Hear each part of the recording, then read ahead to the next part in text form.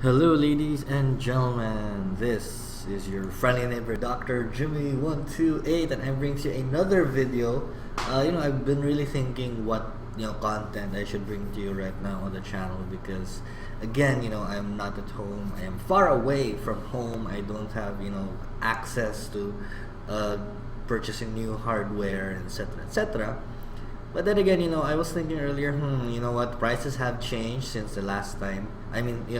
Prices have been changing over the past couple of months for a couple of reasons. Number one, because of the newly released Haswell processors, the new 700 series from NVIDIA, and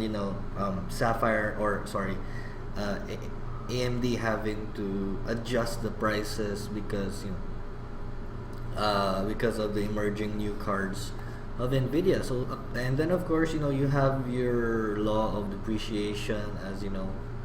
As older products get older, they get a little cheaper. So this is going to be a how do I call this,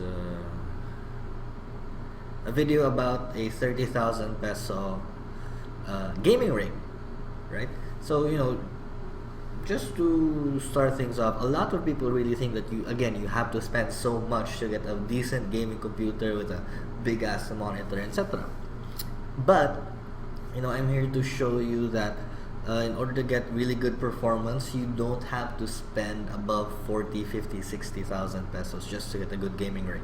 Okay, we can make various compromises in particular parts so that we can optimize the gaming experience for your average gamer. Last time we had a 25k rig, right? And you would be surprised on how much more performance we are gaining by adding just 5,000 more pesos. Okay, so let's begin. Okay, for the processor, we're still going to use the Intel Core i3-2200K. This is 3220.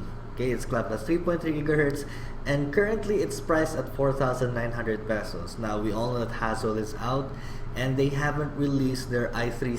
They haven't released their i3 chip yet. I'm not sure if they're going to, but most likely, when they released Ivy Bridge, they released the i3 much later. So expect the 4th gen i3 to come out, and maybe this this processor price might depreciate just a little, but of course it's still a really good processor. It's a dual core processor with 2 virtual threads, giving you the virtual performance of a quad core processor, right? And so you will have absolutely no problems with gaming and maybe watching a video on YouTube or doing Facebook at the same time. And then for our motherboard, this is one of my good old favorites, the MSI B77MA-P45. Now, guys, some of you who are pretty new to computer building might get intimidated with all the numbers and letters, right? But quick piece of advice: in order to tell if a motherboard is entry level, mid level, or high end, is you look at the number that comes after the first letter. Like, so for example, for this motherboard we have B75. Okay, so if we would look at the Intel series of motherboards for Ivy Bridge, or the 3rd generation, right, their high-end boards would be Z77. So if we look at B75, this is more of the entry level series for motherboards. So you won't have overclocking, right? But you will still have, with this board, you will still have some support for 1600 megahertz RAM, which is slightly faster clock RAM than your average DDR3 1333 megahertz RAM. But then again, this is still a good motherboard. If you look at the expansion slots, there, right? There's enough for there's one PCIe 3.0 that's compatible with all current generation motherboards. Video cards, right? And it even has a legacy. And down, if you look below that blue thing, there's a small little black thing. Okay, that's an expansion. That's a PCIe 1X. So if you have like a sound card, it can still support the sound card. Then of course it has your, I think that is a PCI or a legacy slot at the very the very bottom. So in case you have older parts like say an AGP sound card or something, or I think that's PCI. I think that's PCI or PCIe. I forget my expansion slots. But then it has legacy compatibility. It can support up to it supports dual channel RAMs. You can have up to 4 sticks, and I believe this supports up to 16 or 32 gigabytes. So, but I'm not sure what you'd be doing with 16 or 32 gigabytes on an entry-level machine. But again, this motherboard comes with all the essentials, right? It's just a plug-and-play motherboard, nice value, 2,700 pesos, or if you could find a cheaper price, then good for you. That's it for the motherboard. Now let's talk about RAM. Now for the RAM, since this is a value oriented system, I just decided to get 4 gigabyte RAM. This is Kingston Hyper X 1600 megahertz RAM. Now this is clocked faster than your average DDR3 RAM, though the performance difference isn't really that noticeable, but it's still really good RAM. It's one stick, but if you want to get like 2 sticks, 3 sticks, a 2 stick 2 GB times 2, 2 stick 2 GB for 4 GB, that's fine. But what I found here was just a 1 stick 4 GB, and since your motherboard is dual channel, I recommend getting a 2 stick 2 GB.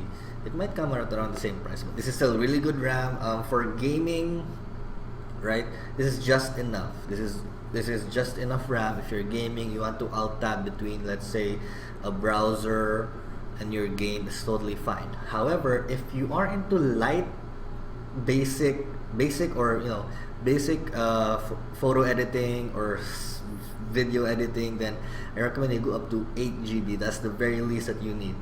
Okay, if you want to have efficient video editing, at least 8 GB. But if you're just going to game and then alt tab between browsers, which most of us do, right? I don't know what you have in your browser, maybe your Facebook or whatever. 4 GB is more than enough. It comes in at 1,700 pesos. Not that expensive for RAM. Now, up next we have our storage. Okay, so I decided to get a 1 terabyte Western Digital Caviar Blue hard drive. Okay, this comes in at 7200 RPM, so it's faster than your 5400. Yeah, it's totally fine. You just store some things there. That's it.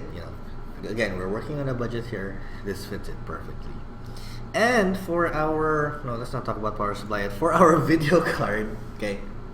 So when we're talking about mid to entry level, and then your purposes for gaming, we need to put a good amount of money into your video card. Okay, you will have a much better experience compromising on, let's say, your RAM and processor, and putting most or a large percentage of your budget into your video card, because all we're after is the gaming experience, right? Running those high performance games, Crisis 3 or whatever. Okay, we need a good video card. So for this build, I'm getting the Sapphire HD 7790.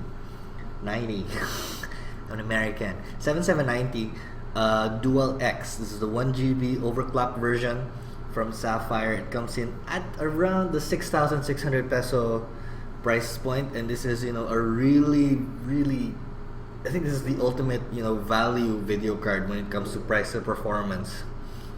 Though if you like to go with Nvidia, you could always get the 650 Ti boost, and I think it comes around 7 to 7.5. But performance wise, I've seen reviews, the 7790 actually beats it. Yeah, in the reviews that I read, okay, we can go on and on about Nvidia being better, but again, price to performance, we're on a budget. Price to performance, this is the ultimate budget card. Okay, and for our monitor, okay, since we have a good video card, I could not think of any better monitor that's full HD and a decent size. This is the BenQ GW2250 LED. It's a 22-inch LED. It's full HD, meaning it's 1920 by 1080, so you can run max resolution. And it's it comes into a really aggressive price point. It's only 6,600. I've seen this monitor in Gaisano interface at around 6.2 or 6.3.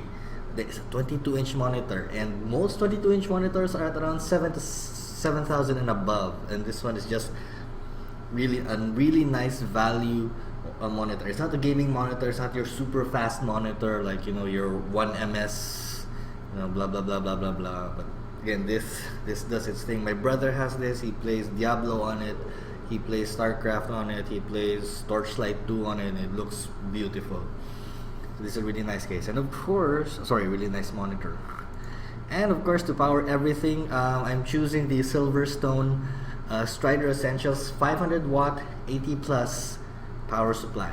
Now, important things that you have to consider when you're choosing a power supply. Number one, okay, it has to have the 80 plus rating, meaning it's efficient in converting the electricity that you get from your wall and, you know, supplying power to your components. Okay, if we don't get an efficient power supply, you run the risk of, you know, having the power supply blow up, and you could compromise your other parts, right? You need another thing you have to consider aside from the 80 plus rating is it has to be using Japanese capacitors, which are top of the line, high end, right? And then I think the last was something to do two 12-volt rails. I think, I'm not sure, but it needs to have 12-volt rail, you know, again, for more stability. And Silverstone is a really nice brand, especially if you live in Cebu. Right, because Fine Upgrades is based in Cebu, and if you need to RMA, if you need to, like, you know, let's say, heaven forbid, knock on wood 3 times, something happens to your power supply, you can easily, you know, take advantage of, I mean, the 3-year warranty that Silverstone is offering. Head over to Fine Upgrades to have it, you know, replaced or fixed. Right, and I think 500 watts is a little, yeah, some of you might say 500 watts is a little too much, or a little bit too much, because I'm using the 7790. But then of course I want to allow for, you know, expandability in terms of, you know, maybe if you might want to add a solid state drive later on, which doesn't really consume that much wattage, or another hard drive, or maybe upgrade your video card. So you have space for that. And to house everything, oh, by the way, it comes in around 2750, really affordable. And to house everything, we have the Fractal Design Core 1000. This is a MATX case. Okay, it's not your super ultra high-end case, but if we were talking about classy looking, nice, sleek, clean, not cheap looking cases, this one really takes the cake for me. It comes in at less than 2.6, or sometimes, you know, it depends on where you're buying it, but again, it's a really nice case. It has everything that you need for, you know, the kind of build that we're making, and it comes in around, again, 1,550. So, my friends, how much does this, you know, total up to? Well, we have, it's only 29,800 pesos for everything. You have everything. You can get an Afertech keyboard and mouse combo for like 300 plus, right? Or maybe you could ask a discount from wherever you're buying. So it's still within our 30,000 peso range. Now, I would love to give you like some benchmarks and stuff, but I don't actually have this build for real. But, you know, this is more of, you know, my conceptualization, right? This build works, you know, I've thought it through, and maybe you can change a couple of things. If you want to go NVIDIA, then you can go ahead and get the GTX 650 Ti or 650 Ti Boost or 650, or you could, you know, downgrade to, let's say, 500 gigabyte, you know, hard drive. It's totally up to you. This is like, you know, you can, this is like the most we can get really out of this budget right here. So I hope you guys found it helpful. This has been your friendly neighbor, Dr. Jimmy. If you have any questions or comments, comment down below. If you like the advice that I gave, give me a thumbs up. If you don't like me, then it's fine. I guess as life goes on, anyways, I'm not really, you know, I'm doing this because I love it. And yeah, so I hope that was it. Thank you guys for watching, and this is your friendly neighbor, Dr. Jimmy, signing off. Goodbye.